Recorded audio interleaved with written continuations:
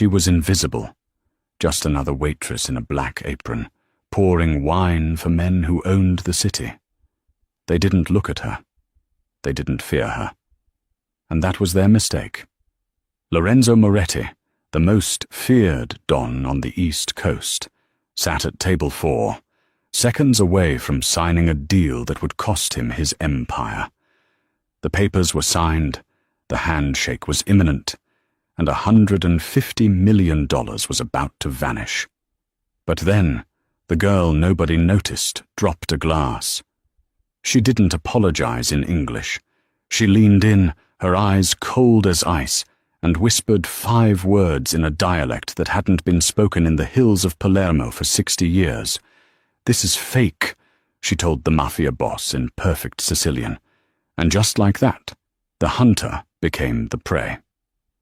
The restaurant was called Loro, a place where a bottle of wine cost more than most people's mortgage, and the lighting was dim enough to hide sins, but bright enough to count money.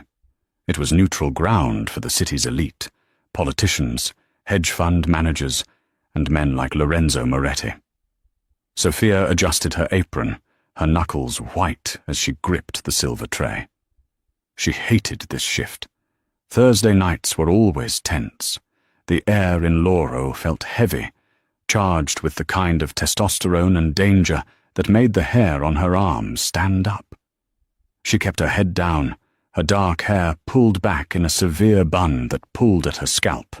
The manager, a sweaty, nervous man named Mr. Henderson, had been barking at the staff since 3 p.m. "Table 4 is VIP," Henderson had hissed, grabbing Sophia's arm a little too tightly earlier that evening. "Moretti, you know who that is? You drop a fork, you don't just lose your job, Sophia. You lose your future. Do you understand?" Sophia had nodded, pulling her arm away. She knew who Lorenzo Moretti was. Everyone in New York knew. He was the head of the Moretti crime family, a man whose legitimate businesses in construction and shipping were just a glossy veneer over a brutal underworld empire. He was 32, unnervingly young for a Don, and possessed a lethal charm that the tabloids ate up. He was a predator in a bespoke suit. But Sophia wasn't afraid of predators.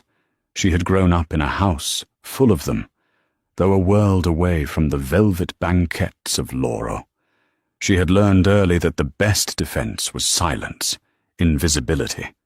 If they don't see you, they can't hurt you. She walked out onto the floor, the sounds of clinking crystal and hushed conversations washing over her. She moved with a practiced grace, her eyes scanning the room but never lingering. She was a ghost, a prop. At table 4, the atmosphere was different. It was a vacuum of silence in the noisy room. Lorenzo Moretti sat with his back to the wall. He was devastatingly handsome, with sharp, aristocratic features and eyes the color of burnt espresso. He wasn't eating. He was watching the man opposite him. The man across the table was older, balding, with the frantic energy of a salesman trying too hard to appear calm.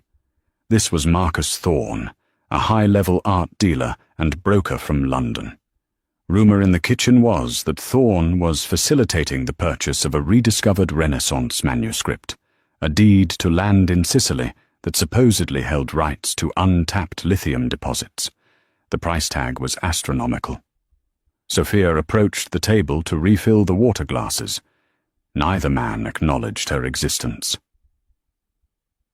"The provenance is impeccable, Mr. Moretti," Thorne was saying, his British accent clipped and precise. He tapped a finger on a thick, leather-bound folder resting between them. "The Vatican archives have verified the seal. This deed grants you absolute ownership of the Valenti estate and everything beneath it. The lithium surveys alone are worth triple your investment." Lorenzo didn't look at the folder. He looked at Thorne. $150 million, Lorenzo said, his voice a low rumble that vibrated in Sophia's chest as she poured the water. "Cash transfer. Tonight." A bargain, Thorn smiled, though beads of sweat were forming on his upper lip. For the future of energy? It's a steal. Sophia moved to Thorn's side. As she poured, her eyes darted to the open folder. She shouldn't have looked. She should have kept her eyes on the water. But the document was exposed. It was an old parchment, yellowed with age, covered in dense, flowing script. It looked ancient. It looked official. The seal at the bottom was a deep, blood-red wax, stamped with the crest of the kingdom of the two Sicilies. But as the water trickled into the glass, Sophia's eyes caught the text in the third paragraph. Her heart stopped. The script was Italian, but the legal phrasing the dialect. She knew it. She knew it because she had spent her childhood summers in a dusty library in Palermo, listening to her grandfather read aloud from books that smelled of earth and history. Her grandfather, a man who had fled Sicily with secrets he took to his grave, had taught her the old ways, the old tongue. She froze. The bottle hovered over the glass. The word on the parchment was ferrovia, railway. The document was dated 1862, but in the specific dialect of the Sicilian courts of that region, in 1862, they didn't use the Italianized ferrovia. They used the borrowed French term or the specific local dialect word strada ferrata in legal texts. Ferrovia was a mainland term, standardized later in that specific province's legal code. And there was something else, a phrase near the bottom, in fede di Dio e del re, in faith of God and King. Sophia's breath hitched. In 1862, in that specific rebellious province of Sicily, the local magistrates were anti-monarchist.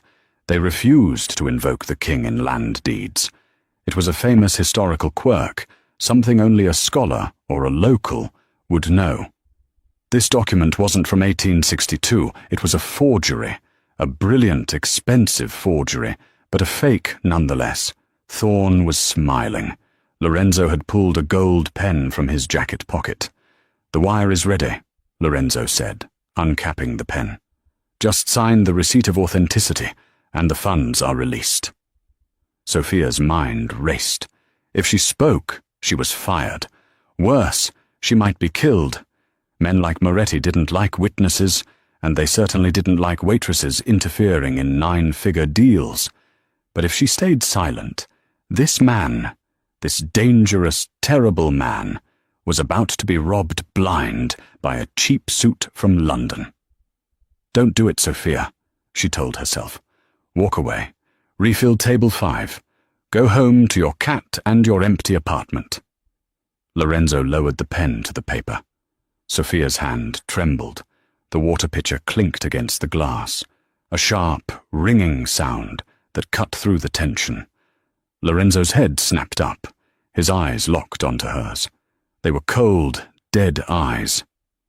"Careful," he murmured, dismissive. Thorn laughed nervously. "Good help is hard to find, eh, Lorenzo?" That laugh did it. The arrogance, the mockery. Sophia didn't retreat. She set the pitcher down on the table with a deliberate thud. Lorenzo paused, the pen hovering millimeters from the paper. He looked at her, really looked at her, for the first time. He saw the fire in her hazel eyes, the set of her jaw. "Excuse me?" Lorenzo asked, his voice dropping an octave. Sophia took a breath. She looked at Thorn, then at Lorenzo. She didn't speak English. She didn't speak the standard Italian she used with the kitchen staff. She switched to Sicilian, a deep, guttural, archaic dialect that rolled off her tongue like thunder. "Cistu è falso," she said clearly. "Stu documento è carta straccia." This is fake. This document is trash paper. The silence that followed was absolute. For 3 seconds, nobody moved. The entire restaurant seemed to blur into the background, leaving only the 3 of them in a sharp, terrifying focus. Thorn blinked, his smile faltering. He didn't understand the words, but he understood the tone. I beg your pardon? Lorenzo Moretti did not blink. He slowly capped his pen. He turned his body fully toward Sophia, ignoring the confused art dealer. When he spoke, it was in the same dialect, fluent but modernized, the Sicilian of a man who heard it at home but lived in America. Chi sei tu? He asked softly. Who are you? Sophia didn't back down. She pointed a slender finger at the parchment. The date is 1862, she continued in Sicilian, her voice steady despite the adrenaline flooding her veins. But the syntax in the third paragraph uses ferrovia. In the Corleone district courts of that era, the magistrates were Bourbon loyalists who refused standardized Italian legal terms until 1865. They would have written strada ferrata. And look at the invocation. She leaned over the table, invading the personal space of the most dangerous man in New York. They invoke the king, that magistrate, Judge DiMarco. I know his signature. My grandfather studied his rulings. Was a Garibaldino. He hated the king. He never invoked the crown in land deeds. Never. Not once. She looked Lorenzo dead in the eye. This paper was written by someone who knows history, but not the heart of the people. It's a forgery, Signore Moretti, and you are about to pay $150 million for a piece of paper that isn't worth the match to burn it. Lorenzo stared at her. His face was a mask of stone, but his eyes were searching hers, assessing, calculating. Thorne, realizing he was losing control, stood up halfway. What is this? Who is this woman? Lorenzo, are you going to let the help insult me? He switched to English, his voice rising in panic. She's crazy. She's probably high. Look at her. Lorenzo held up a hand, a single commanding gesture. Thorne snapped his mouth shut. Lorenzo looked at the document. He looked at the word ferrovia. Then he looked back at Sophia. You speak the dialect of the hills, Lorenzo said in English now, his voice dangerously calm. Not the city. Who are you? I'm just a waitress, Sophia said, switching back to English, picking up her tray. And I hate seeing good money go to bad liars. Lorenzo turned his gaze to Thorne. The temperature at the table dropped 20 degrees. Marcus, Lorenzo said. Lorenzo, listen, Thorne stammered, his face pale. This is absurd. She's a waitress. What does she know about 19th century Sicilian jurisprudence? I have certificates from the Vatican, from Christie's. Do you? Lorenzo asked. He picked up the document. Because she's right about one thing. My great-grandfather was from that province, and he used to tell stories about how they refused to speak the king's Italian. Lorenzo stood up. He was tall, looming over the table. He picked up the heavy crystal water glass Sophia had just filled. He looked at the water, then at Thorne. Verify it, Lorenzo said to the large man standing by the entrance, his bodyguard, Rocco. Call the historian in Rome. Wake him up. Send him a picture of this paragraph. Lorenzo, please, Thorne started. Sit down, Lorenzo barked. Thorne sat. The next 10 minutes were the longest of Sophia's life. She tried to walk away, to go back to the kitchen, but Rocco blocked her path. The boss wants you to stay, he rumbled. So she stood there, clutching her tray, while the restaurant went silent around them. Other diners sensed the danger and hurriedly asked for checks. Finally, Rocco's phone buzzed. He answered, listened for a moment, and then paled. He walked over to Lorenzo and whispered in his ear. Lorenzo's expression didn't change, but a muscle in his jaw jumped. He nodded slowly. He turned to Thorne. The historian says, Lorenzo began, his voice terrifyingly polite, that the use of ferrovia in a Corleone deed from 1862 is historically impossible. He also said that the ink, well, he suspects if we tested the carbon dating, it wouldn't be from the 19th century. Thorne knocked his chair over as he scrambled backward. Lorenzo, I didn't know. I was duped. The broker in Naples, he swore to me. 150 million, Lorenzo interrupted, stepping around the table. You tried to steal $150 million from me, Marcus. I can fix this, Thorne squealed, backing into a waiter. I can get your money back. I didn't know. Lorenzo sighed. He looked tired. He gestured to Rocco. Take Mr. Thorne to the kitchen. Use the service exit. We'll discuss the refund policy in the alley. Rocco and another man materialized from the shadows. They grabbed Thorne by the arms. The art dealer screamed, but the sound was cut short as a heavy hand clamped over his mouth. They dragged him away, his expensive Italian loafers dragging on the carpet. The restaurant was deathly silent. Lorenzo straightened his cuffs. He picked up the fake deed and ripped it in half, then in quarters. He dropped the confetti onto the table. Then he turned to Sophia. The adrenaline was fading, leaving Sophia shaking. She realized what she had just done. She had humiliated a business partner of the Mafia. She had witnessed a crime, or at least the prelude to one. Lorenzo stepped closer to her. He smelled of expensive cologne, tobacco, and danger. "What is your name?" he asked. "Sophia," she whispered. "Sophia," he repeated, testing the weight of the name. "You just saved me a fortune, Sophia. Why?" "I don't like thieves," she said, her chin lifting slightly. Lorenzo studied her face, his eyes lingering on her mouth, then her eyes. "Most people would have let me sign. They would have enjoyed watching the bad guy get ripped off." "I don't know you," Sophia said, "but I know the truth. And that paper was a lie." Lorenzo reached into his jacket pocket. For a terrifying second, Sophia thought he was reaching for a gun. Instead, he pulled out a black card made of heavy titanium. He placed it on her tray.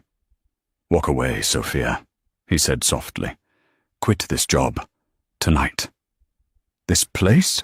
It's not safe for you anymore. Thorne has partners. They won't be happy the deal fell through, and they might wonder who tipped me off." "I can take care of myself," she said, though her voice wavered. "I'm sure you can," Lorenzo said. A ghost of a smile touched his lips. "But you won't have to."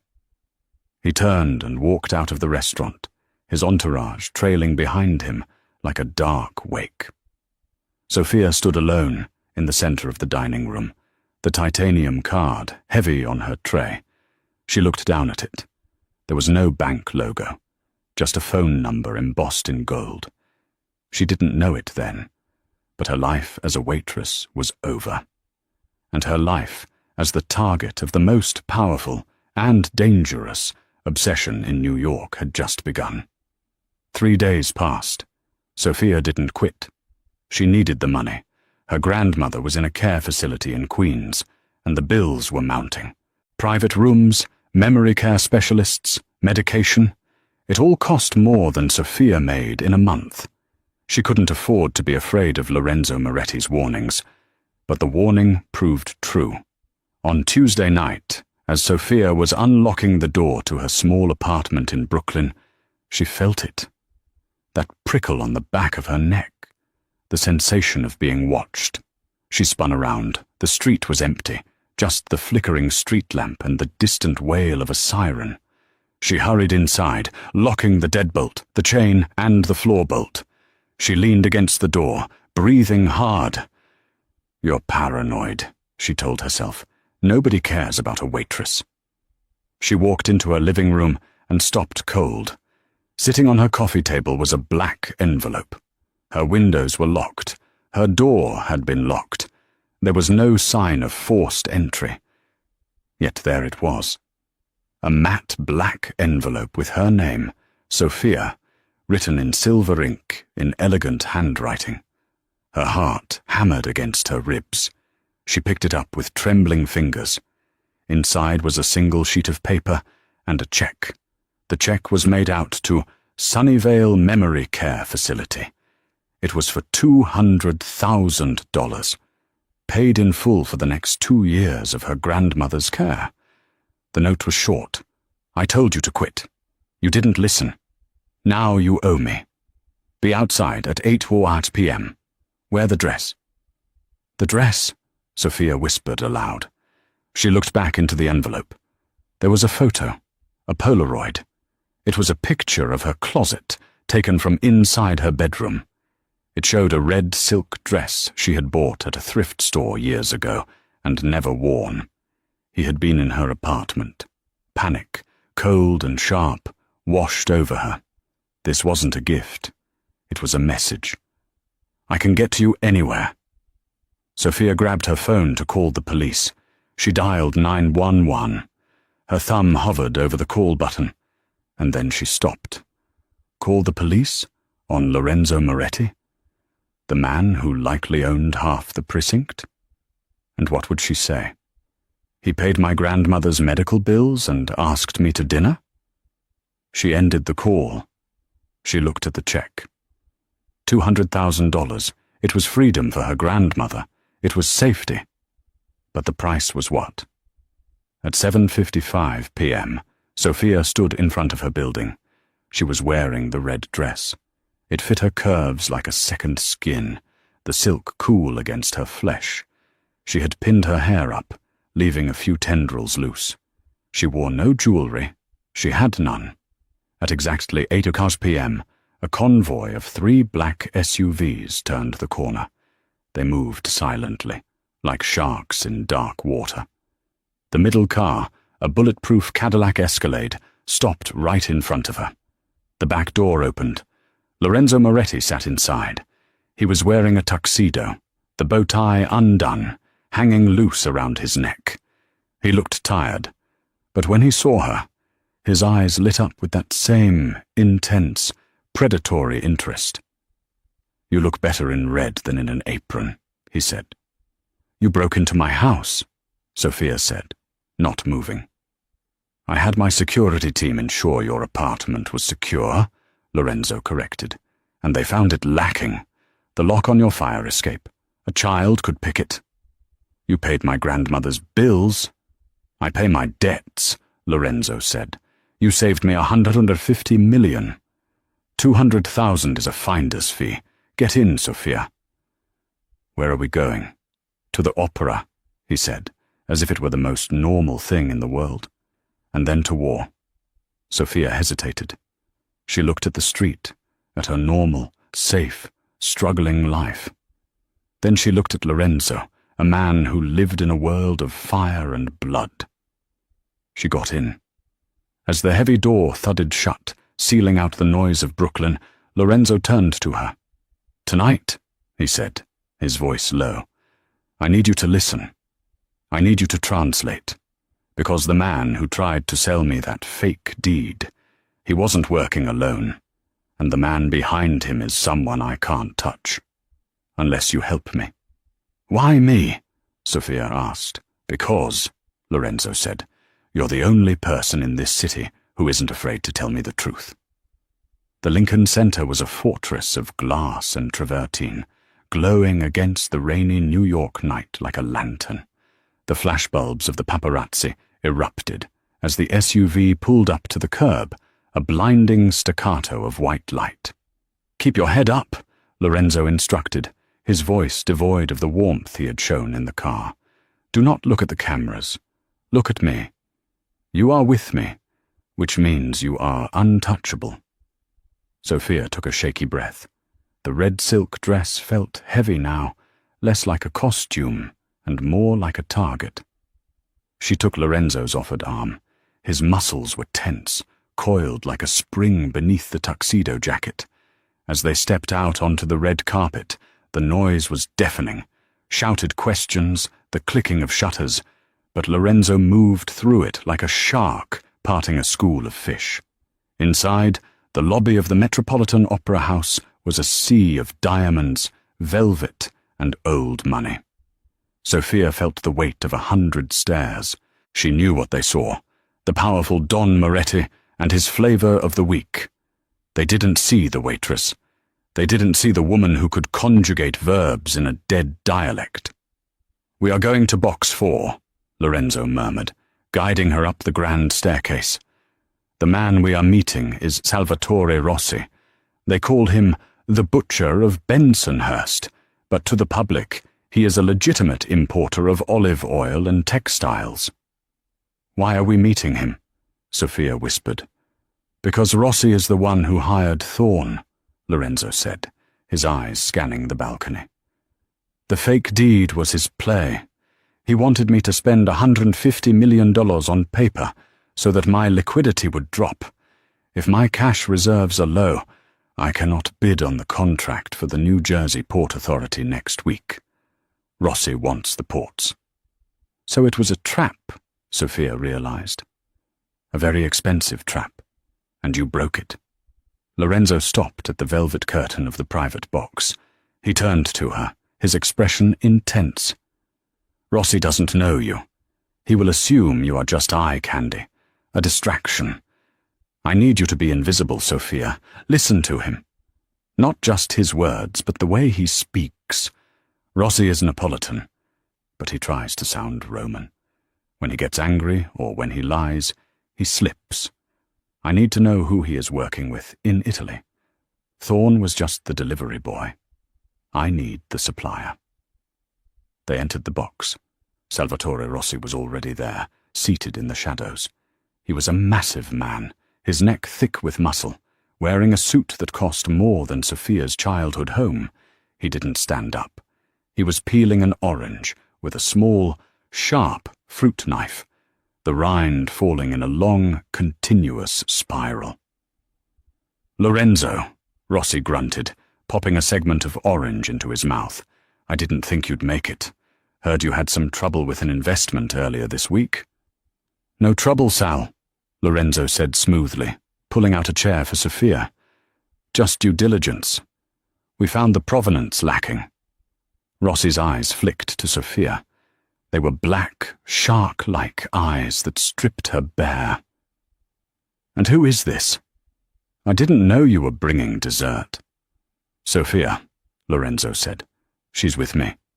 "Nice dress," Rossi sneered. He switched to a rapid, slur-heavy Italian dialect, assuming Sophia wouldn't understand. "She looks expensive, Lorenzo. But does she have a brain, or just legs?" Sophia didn't flinch. She stared blankly ahead at the stage where the orchestra was tuning up. Lorenzo replied in standard Italian, calm and polite. "She is company, Salvatore. Let's discuss the ports." The opera began, Tosca. The music swelled, filling the cavernous hall, but the real drama was in the box. For an hour, the two men traded veiled threats masked as business banter. They spoke of shipping lanes and union troubles, but Sophia knew they were talking about smuggling routes and hits. She sat perfectly still, sipping champagne she didn't want, letting her eyes glaze over. But her ears were sharp. She listened to Rossi's cadence. Lorenzo was right. He was forcing a refined accent, but underneath there was the rough, street-level slang of the Naples slums. Then, during the second act, Rossi's phone buzzed. He glanced at it, frowned, and typed a quick reply. He muttered something under his breath as he hit send. It was barely a whisper. Maybe 3 words. "Il gufo vola." Sophia's fingers tightened on the stem of her glass. "The owl flies." It was a code, but it wasn't just any code. It was a phrase she had read in her grandfather's journals about the secret societies of the 1970s. The owl was the nickname for a specific type of money launderer, one who moved funds only at night through Asian markets. Rossi looked up and caught Sophia staring. He smiled, a cruel twisting of lips. "Do you like the music, darling?" "It's beautiful," Sophia said softly. "Tragic, though," Rossi said, pointing the fruit knife at the stage. "In the end, everyone dies because they loved the wrong person." At the intermission, Lorenzo stood up. "We're leaving." "So soon," Rossi mocked. "The best part is coming." "I've seen enough," Lorenzo said. He took Sophia's hand, His grip was iron tight. As they walked swiftly down the corridor, away from the box, Lorenzo leaned in. "Did you get anything?" He said, "Il gufo vola," Sophia whispered hurriedly. "The owl flies. It's not a person, Lorenzo. It's a timing signal. It means the money is moving tonight, probably through the Hong Kong exchange opening in 20 minutes. Lorenzo stopped dead in the middle of the hallway. He looked at her, stunned. "The owl, are you sure?" "Yes. My grandfather wrote about the Owl Network. They use shell companies in Macau. If Rossi is moving money now, it means he's trying to buy the ports before the auction." He's bypassing the bid, Lorenzo realized, his face darkening with rage. He's bribing the commissioners directly. Tonight. Lorenzo grabbed his phone, dialing a number as he pulled Sophia towards the exit. "Rocco, get the car, now, and call the banking team. Freeze everything coming out of Macau with the Rossi tag. I don't care if it's illegal, just stop the transfer." They burst out of the opera house into the cool night air. The rain had stopped, leaving the pavement slick and black. The paparazzi were gone. Rocco was waiting with the Cadillac, the engine idling. Lorenzo opened the back door for Sophia. "Get in," he said. "We have to get to my office. If I can stop this transfer, Rossi is finished. He'll be overextended and broke." Sophia climbed in. Lorenzo followed, slamming the door. "Go," Lorenzo ordered. The car surged forward into traffic. Lorenzo was typing furiously on his phone, barking orders. "No, I said cut the line. Use the override key." Sophia watched him. He was in his element, a general commanding troops. But beneath the aggression, she saw the stress. The vein in his temple was throbbing. "Lorenzo," she said softly. He held up a finger. "Wait." He listened to the phone. Then he slowly lowered it. A slow, terrifying smile spread across his face. "We got him," Lorenzo said. "The transfer froze. Rossi's money is stuck in escrow in Hong Kong. He just lost 50 million in liquidity." He turned to Sophia, his eyes blazing. "You did it. Again. You heard the whisper." "I just listened," she said. "You are," Lorenzo started, reaching out to touch her face. Suddenly, the world exploded. A deafening crunch tore through the metal of the car. The world spun violently. Glass shattered, raining down like diamonds. Sophia was thrown against the door, her head cracking against the window. The Cadillac had been T-boned.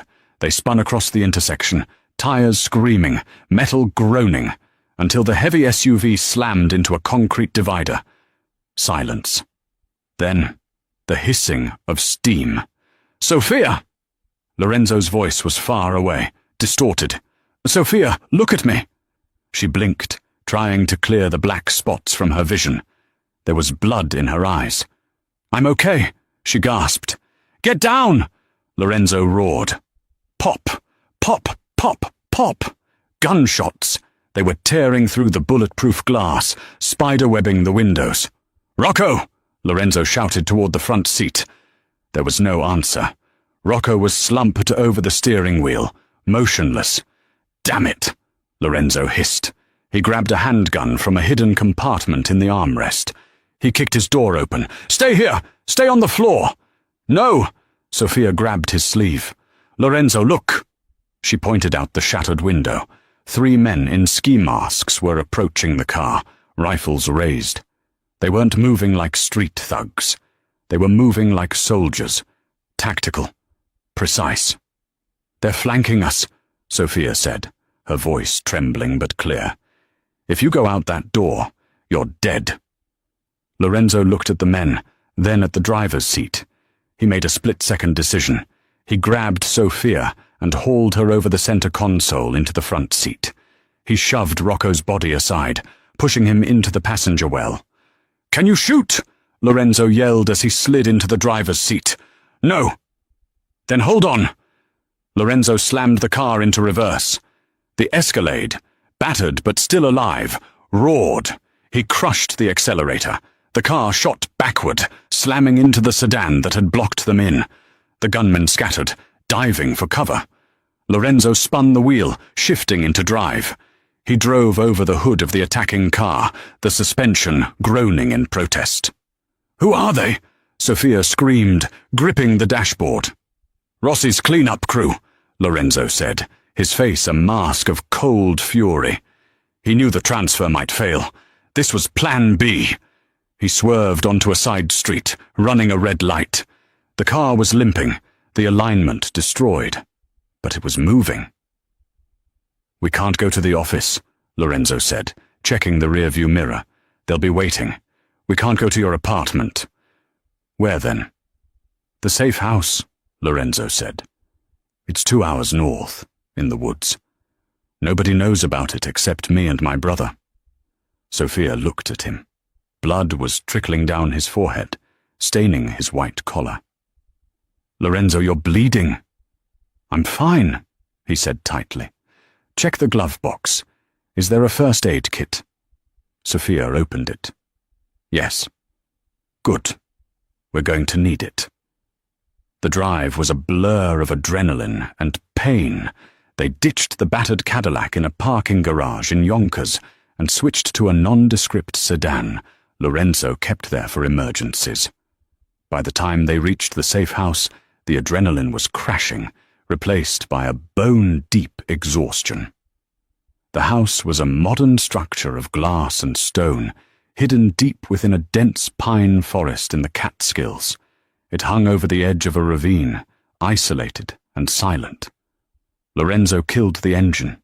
The silence of the woods was jarring after the chaos of the city. "Can you walk?" he asked. Sophia nodded. Her head throbbed where she had hit the window, and her ribs ached, but she was adrenaline-fueled. They entered the house. It was cold inside. Lorenzo disarmed the security system and turned on the lights. The interior was stark, minimalist luxury. White leather couches, a fireplace, floor-to-ceiling windows looking out into the darkness. Lorenzo collapsed onto the sofa. He dropped the gun on the coffee table and leaned his head back, closing his eyes. "Get the kit," he murmured.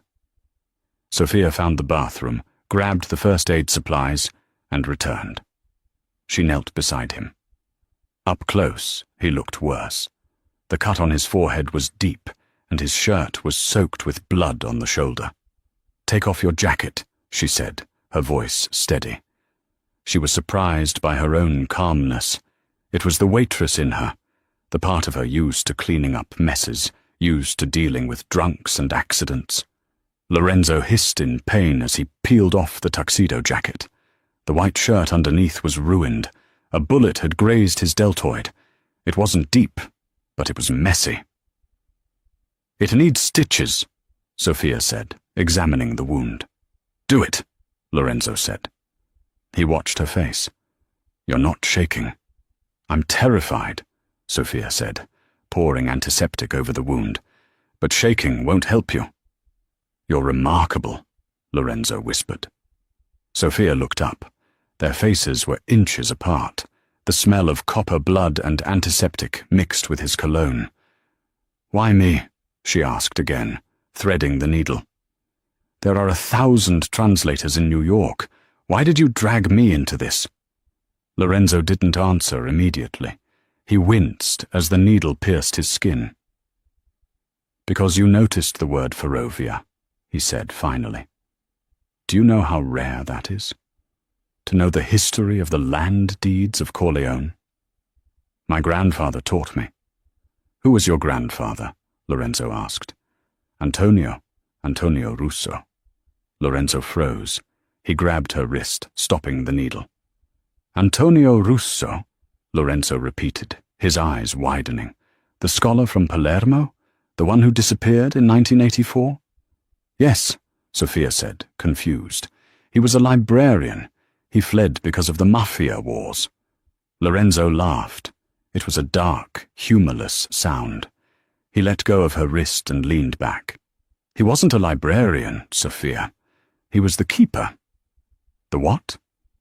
"The keeper of the registry," Lorenzo explained. In Sicily, the families have fought over land for centuries. The deeds, the borders, they are constantly forged, stolen, altered. But there was one man, one family, tasked with keeping the true records, the originals, the golden ledger. Your grandfather was the keeper. He fled because everyone wanted the book. Sophia sat back on her heels, the needle dangling from her hand. He never told me that. He just loved books. He was protecting you, Lorenzo said. Don't you see? That fake deed Rossi tried to pass. He didn't just pick a random plot of land. He picked the Valenti estate. That estate is the key to the lithium deposits, yes. But historically, it's the land that controls the water rights for the entire province. Lorenzo looked at her with a new intensity. Rossi tried to fake it, because the original deed is missing. Everyone thinks it was lost. But Sophia's mind raced back to her childhood, to the dusty attic in Queens, to the old heavy trunk her grandfather forbade her from opening. He had a book, a big one, bound in blue leather. He used to read me bedtime stories from it. He said they were fairy tales about kings and farmers. Lorenzo sat up straight, ignoring his wound. Blue leather? With a silver clasp? Yes. Sophia, Lorenzo said, his voice trembling with a mix of awe and fear.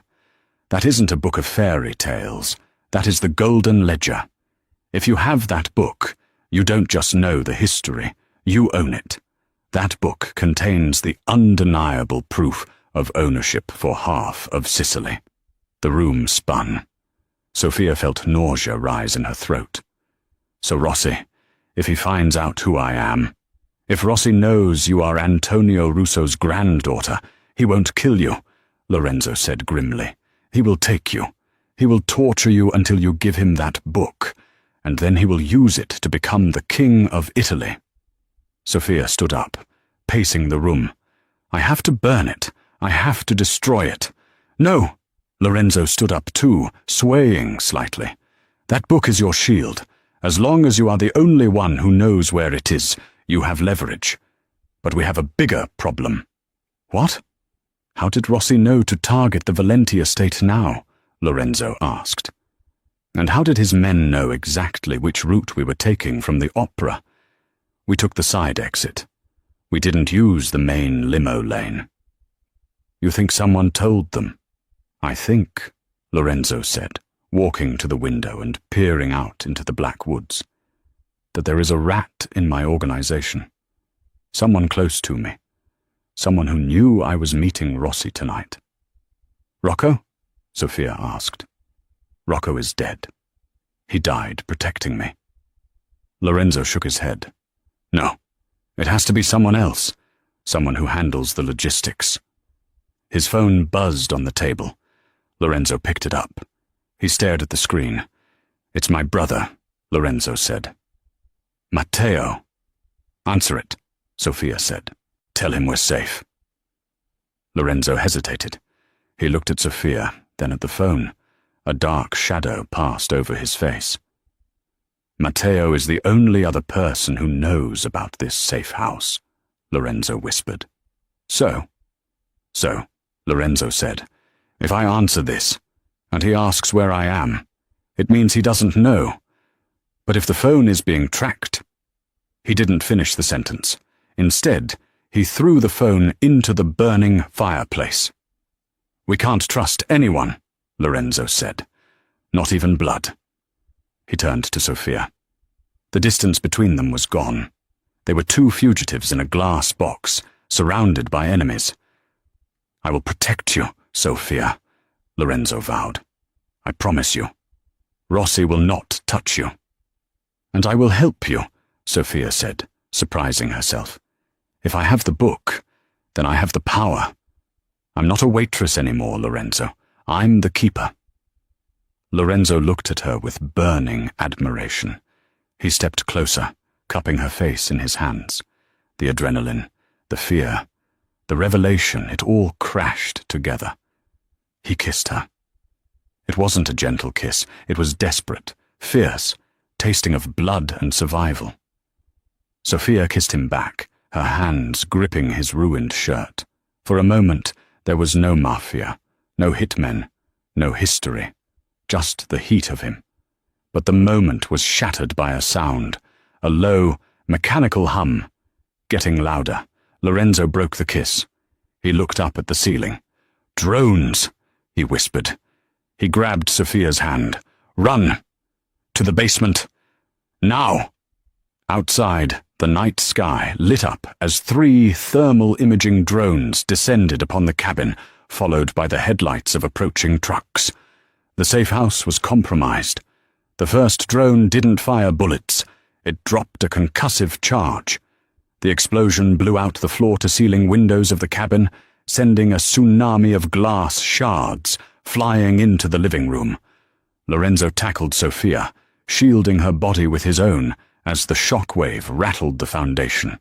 The lights flickered and died, plunging the house into darkness. "Move!" Lorenzo roared, dragging her to her feet. "The basement! Go!" They scrambled over the debris, coughing in the dust-filled air.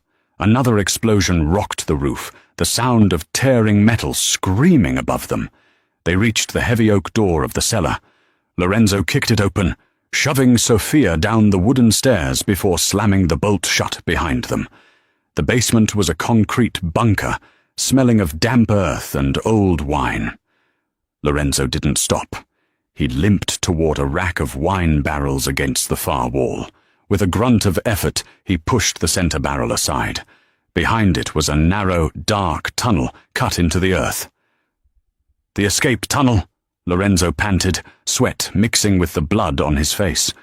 "It comes out near the creek, 1/2 mile down the ridge. Go." Sophia crawled into the damp earth. The tunnel was tight, claustrophobic, smelling of roots and decay. She could hear Lorenzo breathing heavily behind her, his injured shoulder likely screaming in agony. Above them, the muffled sounds of boots thumping on the floorboards echoed. The kill team was inside the house. They crawled for what felt like an hour, though it was likely only 10 minutes. Finally, Sophia felt cold air. She pushed aside a camouflage grate covered in leaves and tumbled out onto the frozen ground of the forest floor. They were deep in the woods. The rain had turned to sleet, stinging their skin. "We can't stop," Lorenzo whispered, pulling her up. "They have thermals. If we stay still, we light up like Christmas trees." They ran. It was a nightmare descent through the pitch-black forest. Branches whipped Sophia's face, tearing at her skin. The red dress was ripped, stained with mud. Lorenzo was moving purely on willpower, his face pale as death in the moonlight. After 20 minutes of grueling trekking, they reached a service road. A rusty pickup truck was parked near a trail marker, a hunter's vehicle. Lorenzo didn't hesitate.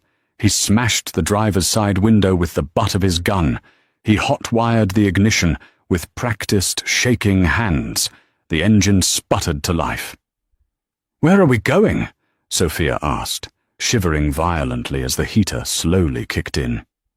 "Queens," Lorenzo said, his eyes fixed on the dark road. "We need the book, Sophia. If Matteo betrayed me, if Rossi has the Commission's ear, I am already a dead man walking. My accounts are likely frozen. My soldiers are confused.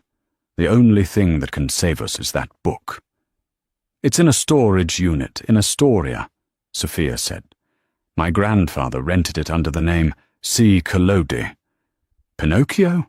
Lorenzo let out a sharp laugh. The author of Pinocchio.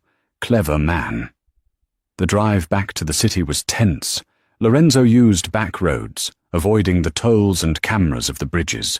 He bled through the bandage Sophia had improvised, but he refused to stop. "Tell me about Matteo," Sophia said softly, watching the city skyline appear in the distance. "He's my younger brother," Lorenzo said, his voice hollow. "I raised him. Our father died when he was 10. I gave him everything, the construction contracts, the shipping lanes in Jersey. But it was never enough. He always wanted the chair. He always wanted to be the Don. "Do you think he's working with Rossi?" "I think Rossi promised him the crown," Lorenzo said. "But Rossi is a snake. He'll kill Matteo the moment I'm dead." They arrived in Astoria at 3:00 a.m. The storage facility was a grim, concrete block surrounded by barbed wire. Lorenzo parked the truck in the shadows of an alleyway. "Stay here," Lorenzo said. "I'll clear the perimeter." "No," Sophia said, opening her door. "The unit has a dual-key system. You need me." They moved silently through the rows of orange metal doors. Unit 402. Sophia's hands trembled as she punched in the code. 1860, the year of the unification of Italy. The lock clicked green. She rolled up the metal door. The unit was filled with old furniture, boxes of clothes, and dust. In the center sat the blue trunk. Sophia rushed to it. She undid the latches. There it was, the golden ledger. It was massive, bound in cracked blue leather, the silver clasp, tarnished but intact. It looked like something out of a cathedral. Lorenzo stared at it with reverence. "The Libro d'Oro," he whispered. "The myth is real." Sophia picked it up. It was heavy, smelling of centuries of parchment and ink. "We have it," she said. "Now what?" "Now," Lorenzo said, pulling out a burner phone he had taken from the safe house. "We call a meeting. We summon the commission. And we end this." He dialed a number. "This is Lorenzo Moretti," he said into the phone, his voice regaining the iron command of a Don. "I invoke La Tavola." "The table." "Yes, tonight. At the Church of Our Lady of Mount Carmel. Tell Rossi to be there. Tell him I'm coming to surrender." He hung up and looked at Sophia. "Surrender?" she asked. "That's what they think," Lorenzo said. "We're walking into the lion's den, Sophia, and you are going to be the one to close the jaws." The Church of Our Lady of Mount Carmel in the Bronx was neutral ground. It was a towering Gothic structure, filled with shadows and the scent of incense. At 5 a.m. the pews were empty of the faithful, but filled with the wolves of New York. The heads of the 5 families were there, old men in expensive coats, sitting silently in the front rows. They were the jury. Salvatore Rossi stood at the altar, looking triumphant. He wore a fresh suit, a white rose in his lapel. Standing next to him, looking down at his shoes, was Matteo Moretti. Lorenzo pushed open the heavy oak doors. He walked down the center aisle, limping slightly, but his head held high. He wore a borrowed trench coat over his bloodied shirt. Sophia walked beside him. She still wore the ruined red dress, covered by a leather jacket Lorenzo had found in the truck. She clutched the heavy blue book to her chest like a shield. The silence in the church was absolute. "Lorenzo!" Rossi's voice boomed, echoing off the vaulted ceiling. "You look terrible. I see you brought the waitress. Is she here to take our drink orders?" A ripple of laughter went through the pews. "I am here," Lorenzo said, stopping at the foot of the altar, "to address a grievance. You attacked me. You tried to steal from me, and you corrupted my blood." He looked at Matteo. Matteo didn't look up. "Business is business, Lorenzo," Rossi shrugged. "You were weak. You let a woman interfere in our deal. The commission agrees. You are unfit to lead. Surrender your territories, and I will let you live. You can move to Florida. Retire." "And the girl?" Lorenzo asked. "The girl comes with me," Rossi smiled. "She has a sharp tongue. I want to see if I can tame it." Lorenzo looked at the old men in the pews. "Is this the will of the table? You side with a man who forges deeds? A man who lies about his history?" "History is written by the victors," an old Don in the front row croaked. "Sign the papers, Lorenzo. It's over." Lorenzo turned to Sophia. "Read it." Sophia stepped forward. She placed the golden ledger on the marble lectern, right next to the Bible. The sound of the heavy book hitting the stone echoed like a gunshot. She opened the silver clasp. The pages rustled. "Who is this?" Rossi demanded, stepping forward. "Get her away from the altar." "I am Sophia Russo," she declared, her voice strong, projecting to the back of the church. "Granddaughter of Antonio Russo, the keeper of the registry." The name sucked the air out of the room. The old Don sat up straighter. They knew the name. "That book," the old Don whispered. "This book," Sophia said, "contains the original land grants of the Kingdom of the Two Sicilies, dated from 1800 to 1890. It records every transfer, every sale, and every birthright." She flipped the pages, the parchment, crackling. She found the entry she needed. "Salvatore Rossi," she read. "You claim your family comes from the nobility of Naples. You claim the title of Don by blood." She looked up at him. "But here, in the census of 1874, the Rossi family of your district is listed. Your great-grandfather was not a landowner. He was an informant for the Piedmontese police, a Spiro." The word hung in the air. Spiro. Copple rat. In the Mafia there is no greater insult.